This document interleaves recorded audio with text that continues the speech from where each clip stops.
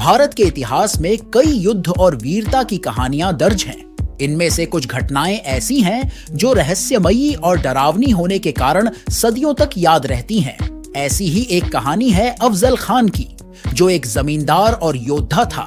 उसकी ताकत और ऐश्वर्य के पीछे एक ऐसी घटना छिपी थी जिसने इतिहास को हिलाकर रख दिया। अफजल खान, जो कभी शिवाजी महाराज के लिए बड़ी चुनौती था, अपनी शक्ति और घमंड के लिए जाना जाता था, लेकिन उसकी जिंदगी में एक ऐसा मोड़ आया जिसने उसे पूरी तरह बदल दिया।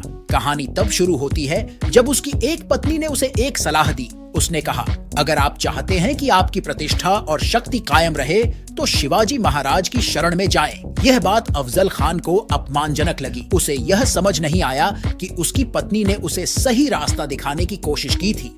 क्रोध से भरे अफजल खान ने एक ऐसा कदम उठाया जिसने उसकी जिंदगी और इतिहास को हमेशा के लिए बदल दिया। गुस्से में उसने अपनी 63 पत्नियों को मौत के घाट उतारने का आदेश दिया। उसने सभी को एक कुएं में फेंकवा दिया जहां से कोई वापस नहीं आया।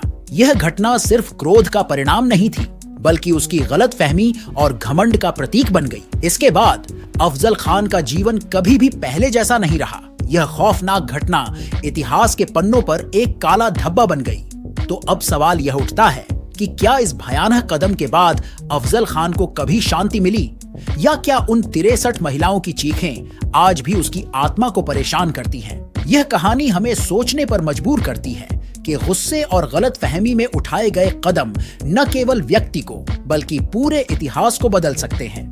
यह कहानी खत्म नहीं हुई, क्योंकि इतिहास हमेशा अपनी गहरी छाव छोड़ देता है, और इस छाव के पीछे छिपी सच्चाई को जानने के लिए आपको हमसे जुड़े रहना होगा।